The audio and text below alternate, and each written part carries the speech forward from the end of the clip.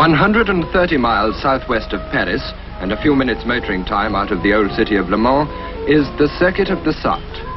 It consists of 8.5 miles of main roads, and although it is a permanent circuit with concrete and brick stands, it is used only once a year.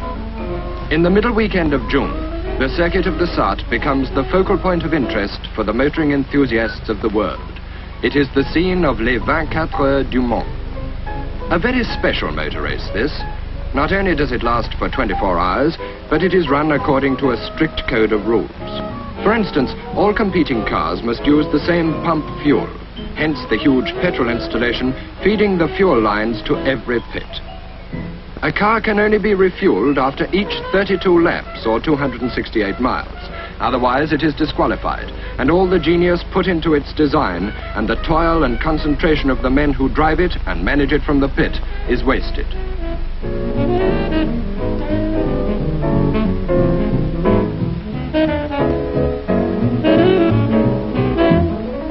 Le Mans is a race for sports cars. Many, like these MGs, are prototypes of new models which will eventually go into quantity production. In makeshift headquarters dotted about the countryside, the cars assemble for final preparation, and the team manager comes into his own. His is a great responsibility, for of all motor races, Le Mans is the most international. Its prestige value is enormous, a fact certainly not lost to the manufacturers. An impressive sight, the preparation of the 5 Porsches entered, Germany's most successful post-war sports car, developed from the people's car of Hitler's Reich. Air-cooled engine mounted at the rear, lightweight, streamlined shape, a formula which was to prove tremendously successful.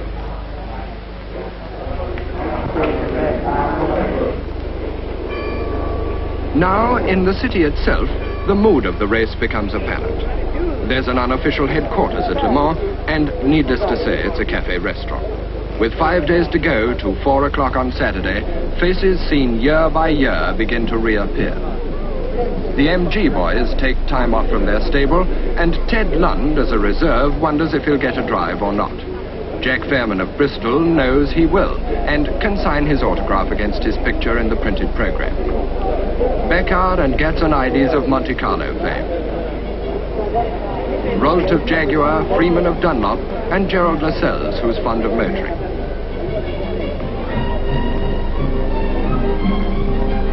As the hours slip gently past towards the start, the tide that carries us to Le Mans is on the flood.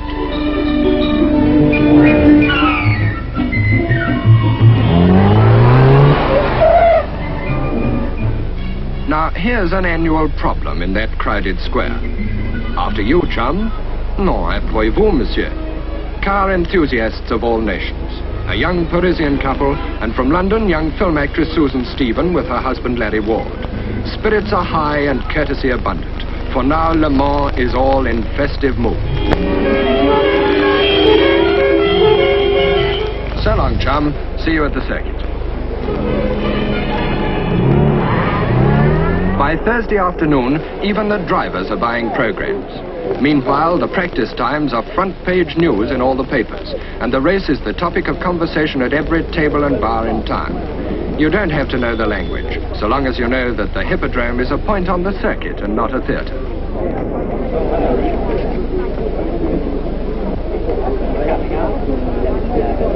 Vive le sport! Vive l'entente cordiale! Another focal point of pre-race interest is the scrutineering bay. The 3 Triumph TR2s impressed the knowledgeable spectators on the rails with the smartness of their turnout. They looked as if they'd been prepared for a motor show rather than a 24-hour grueling against the clock. Scrutineering is an exact term for an exact procedure, for here every car is checked in the most minute detail to ensure that it complies with the regulations.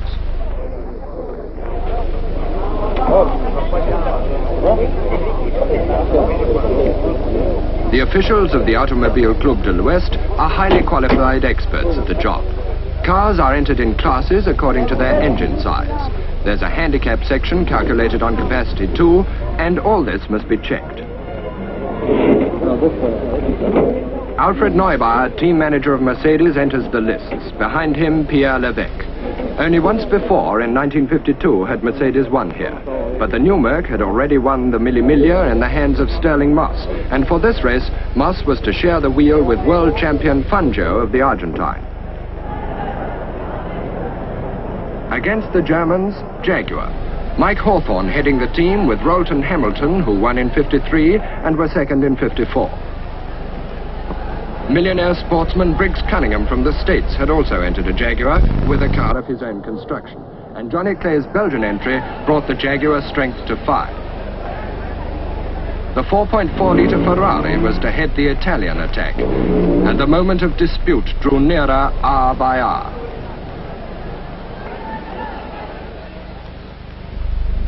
There's an airfield immediately behind the main grandstands at Le Mans, and on the Saturday morning of the start, it must be one of the busiest in Europe. By 11 a.m., 100,000 people are on the scene. There are still 5 hours to go.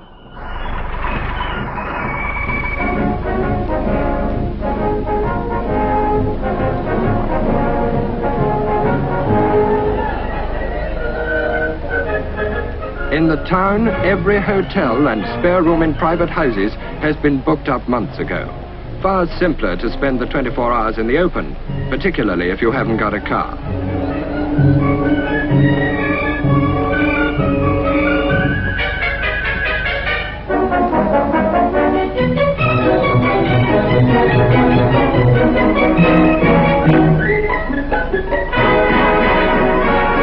By noon, 150,000 people have arrived. The weather promises to be perfect. It's June in central France and the midday sun is hot. 4 hours to go.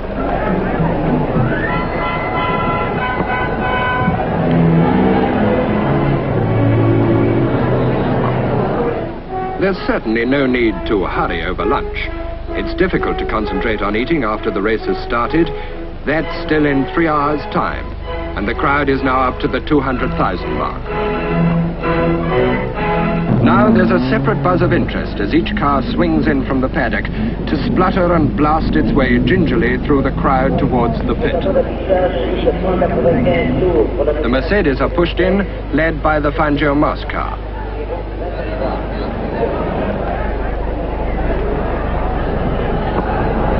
As Ken Richardson backs his TR2 to the pit, there are 2 hours to go before the start. Now the white and blue racing colors of the Cunningham entry carry the hopes of 2,000 American spectators. The final touches of preparation are conducted with unhurried calm.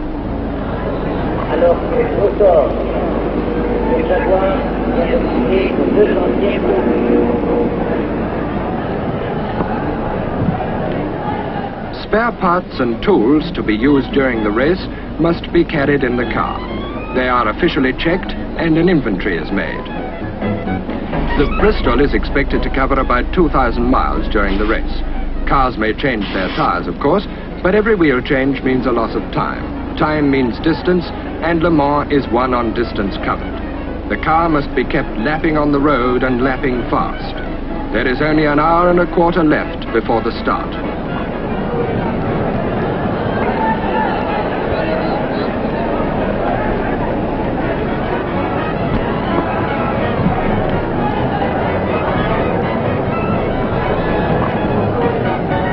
In the Bristol pit, team manager Selby completes his preparations, and in the Jaguar pit, it's the same routine. Fuel, oil and water tanks are topped up, 37 gallons of petrol, 3.5 of oil.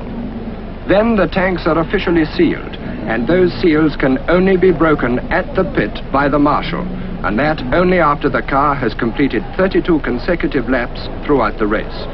It's a regulation which has cost many a hope of victory in the past, and will do so again.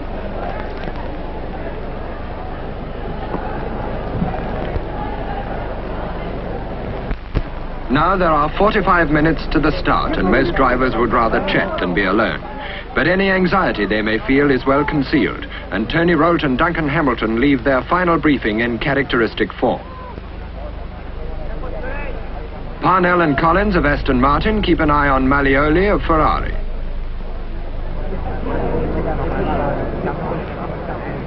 Colin Chapman of Lotus looks well pleased with life as usual, but Lance Macklin and his young American wife are thoughtful. And with 20 minutes to go, enter Fangio, world champion driver.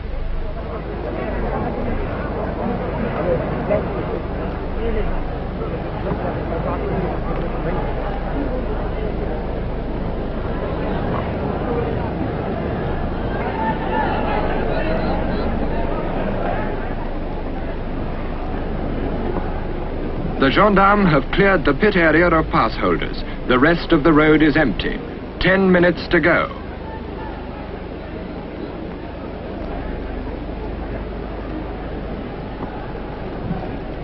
There are over 250,000 people at Le Mans.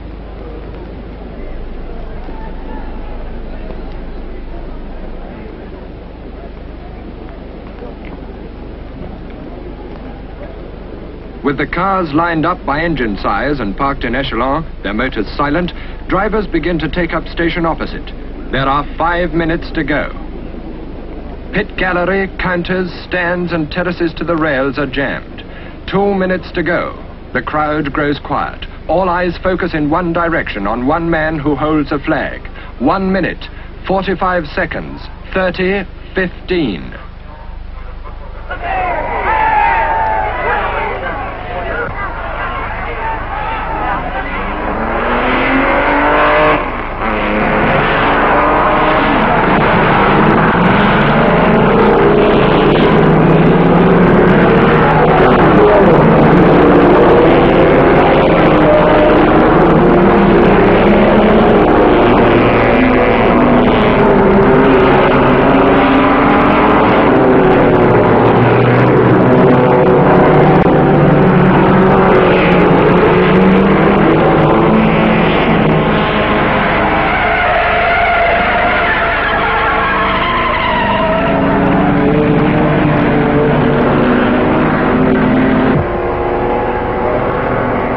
At the S's, it's Castellotti in the lead.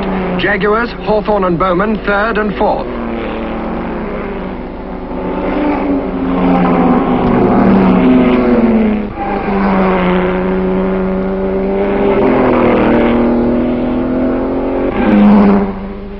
Number 19, Fangio, has made a bad start, and so has Tony Rolt.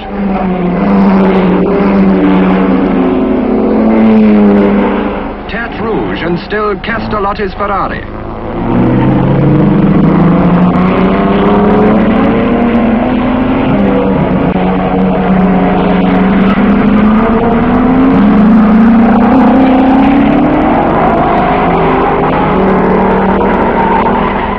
Mulsanne, the end of the 180-mile-an-hour straight, and Castellotti, Hawthorne, Malioli, Bowman, the American Jag, the Belgian Jag.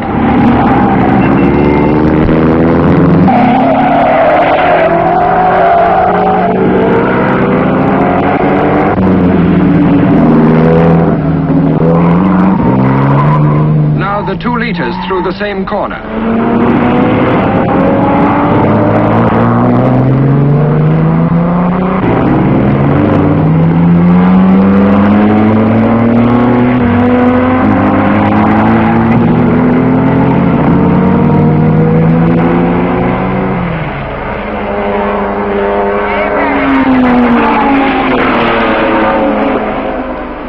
Already in 2 laps, the race is faster than it's ever been. Faster than Grand Prix, and this is a Grand Prix of endurance.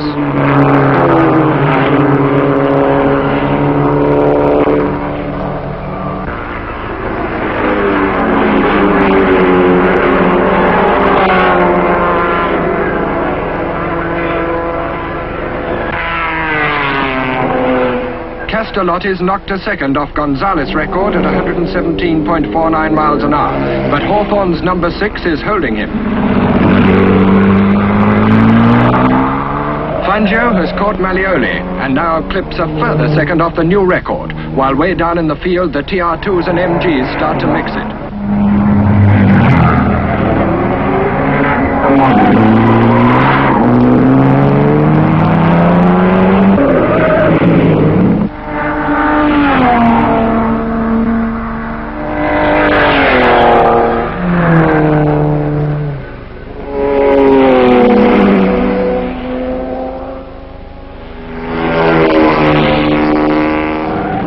At Tertre Rouge, leading to the straight, the field of 58 starters bunches into tight groups as the race falls into pattern. At Mulsanne and the end of the straight, after braking to 35 from up to 185 miles an hour, and they're still as close as sardines in a tin. But the little twin-boom Nardi from Italy gets more speed from its 730cc engine than its brakes can hold, finds the escape road and eventually the course.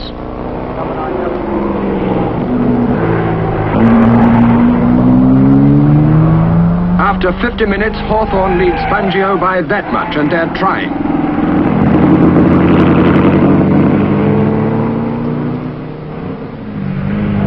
The Mercedes were using their phenomenal aerodynamic brake in reply to the British car's disc brakes, and to good effect. Operated by an hydraulic control at the driver's fingertip, the flaps had the same effect as dive brakes on an aircraft. Meantime, in the pits, the formidable task of lap charting and timekeeping to maintain strategic touch with this fantastic race.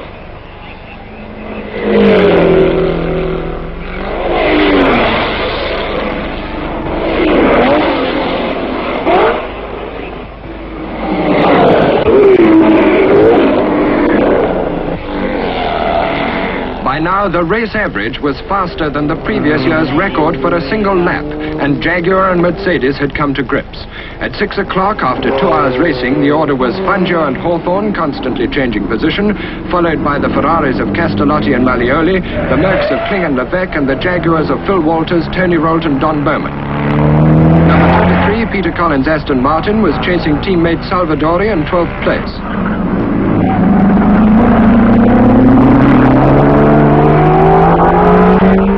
Now Castellotti began to fall back from the leaders, and Trantillon's car, the third Ferrari, was in trouble.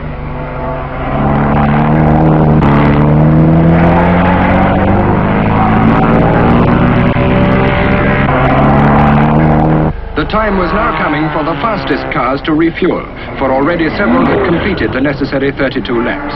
Attention was therefore concentrated on the pit area, and it was here that disaster struck at Le Mans.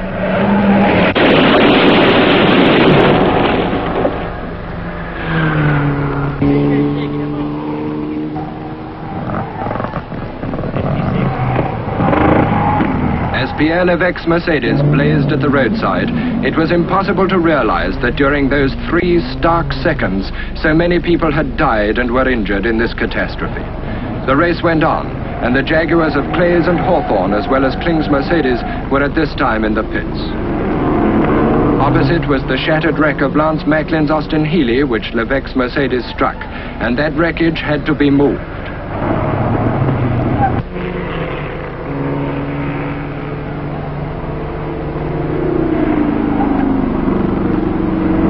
Ivor Bueb, newcomer to the team, in his first race in the car, had to take over Mike Hawthorn's Jaguar.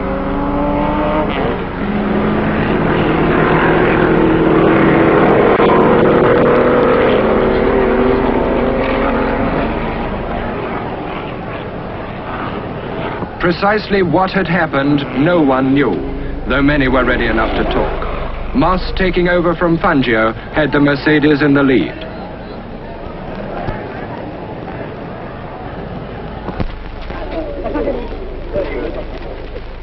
As reports of the number of casualties spread abroad and the magnitude of the disaster was guessed at by those nearby, Les 24 Heures du Mans became front-page news throughout the world.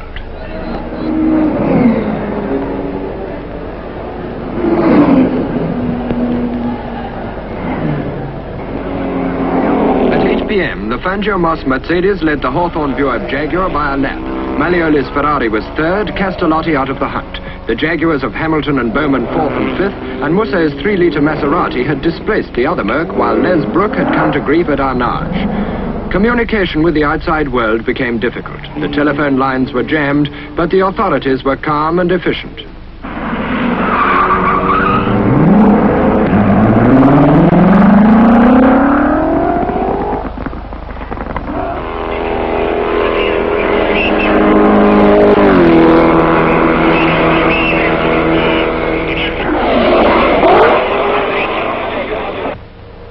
Dusk is always a difficult driving time. Judgment of of distance in the half-light is trying at any speed. The leader was now lapping Le Mans at a consistent 119 miles an hour and was 25 miles ahead of his surviving teammate. Hamilton was closing on the Ferrari and Ivor Buer.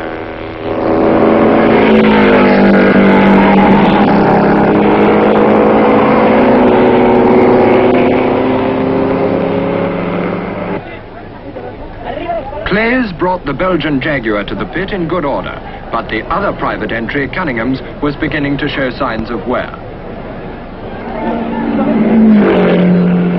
When Sputters rejoined the race, 4 Jaguars were still running and very much in the hunt. The race had run a quarter of its time. The leaders had covered over 700 miles and 11 cars had fallen by the way.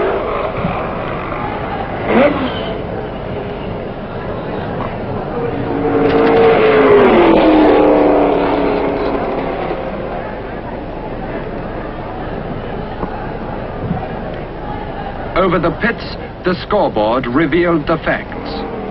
On the road, only the drivers knew the story.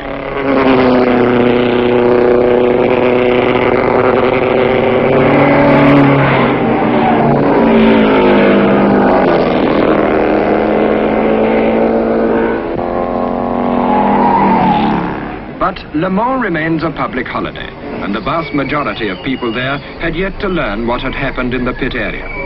With darkness, the heath surrounded by the road shimmers in the light of 1,000 naked bulbs. It's time to stretch the legs and change the scene.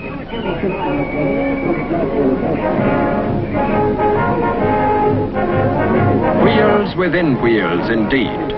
And it's all just a question of balance.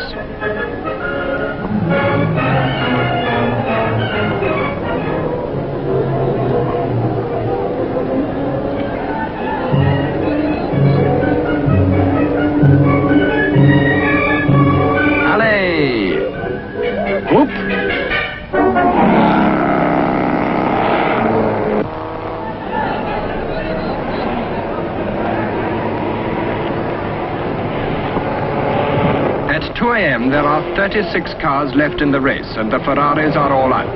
The Moss Fangio Mercedes leads by a lap and a half from the Hawthorne Buick car, now backed by Rolton Hamilton, who are third and have passed the other Merc. The full list of casualties from the disaster is announced. Stuttgart gives orders to Neubauer in the pit. The 2 Mercedes are withdrawn from the race.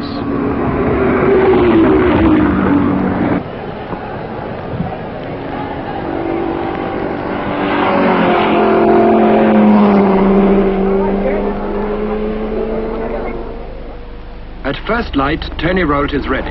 The race is halfway run. Mike Hawthorne has established the new lap record in that early dice with Fangio, and his car is now 5 laps in the lead. But trouble comes to Jaguar. The Bowman Dewis car is off the road, and now number 7 causes some concern. It's passed at the pit by Musse's Maserati, and now Peter Collins and Paul Frere bring the sole surviving Aston Martin into 3rd place.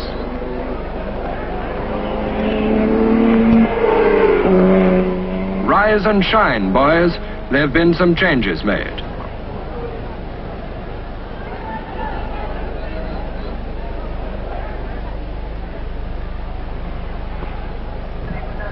But at Le Mans in 1955, the traditional morning mass has special significance.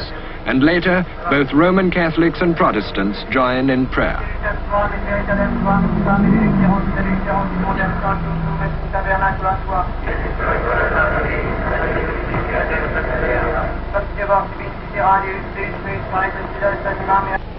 Between 6 o'clock and 7, a tremendous fight between the Maserati and the Aston Martin. Number 16, Musso and Valenzano, number 23, Collins and Frere.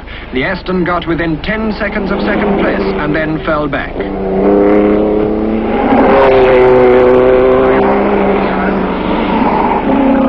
Now the amazing effort of the Porsches came to light, and Polenski's 1.5-litre car was 6th. But with sunrise came the rain.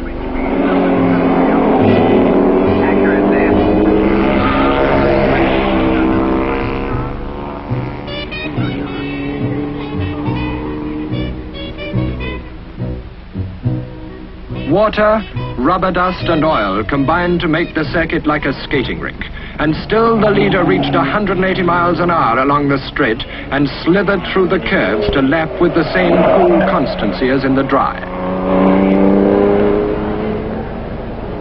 Behind races the Aston Martin.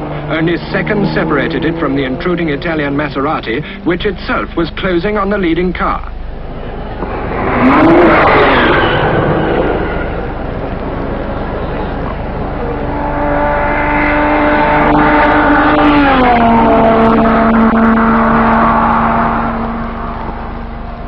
But at mid-morning, as another lap went up to Collins and Frere, the Maserati failed to restart from its pit, and the red car no longer separated the green ones at the front.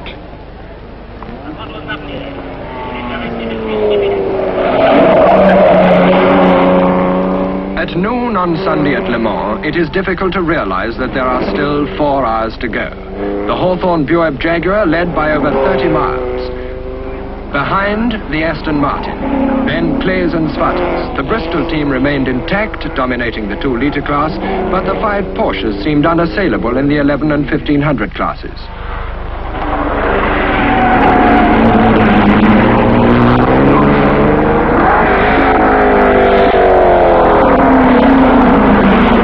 But the race at Le Mans is not over until 4 p.m.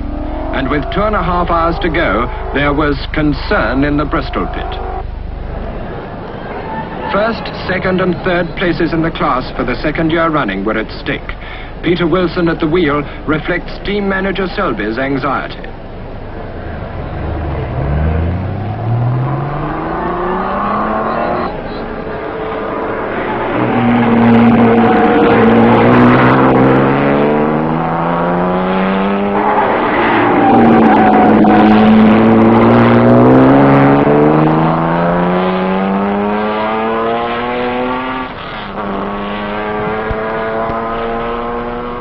The last hour, and even disappointed drivers cannot tear their eyes from the road. Jaguar, Aston, Jaguar, and in 4th place, the leading Porsche. On the Mulsanne straight, the engines still scream up to maximum revs after 23 hours of racing. Drivers are deaf to everything except the roar of power. Eyes prickle, hands ache. The corners still rush up to meet them. The pits fill up. The time is 3:45. Officials man their stations ready for the finish. Again a hush descends upon the crowd. The clock over the pits ticks up to 4 o'clock. 5, 4, 3, 2, 1. Les 24 heures du Mans sont terminées. 22 surviving cars, 13 of them British, roll up to the checkered flag in the order in which the closing seconds find them. Each gets its own applause from the enormous crowd, for to have finished at all in this race is a distinct achievement. The Bristols arrive in line ahead, their target achieved. The MGs are 1 short. The Porsches have scored a major triumph. Polensky and Frankenberg have won on Index of Performance, the Handicap Award, and thereby take their place with Hawthorne and Buick, whose outright victory is unique. It is Jaguar's 3rd Le Mans. Hawthorne holds the new lap record. They have covered a record distance of 2,569 miles. But Aston Martin, Bristol, MG, TR2, Fraser-Nash, and the Little Cooper all wrote their names proudly in the story of that day. The circuit of the Sarthe is quiet again. The struggle has slipped into motor racing history. In 24 hours, the world has turned with its sun and shadow. Le Mans 1955 has run its course.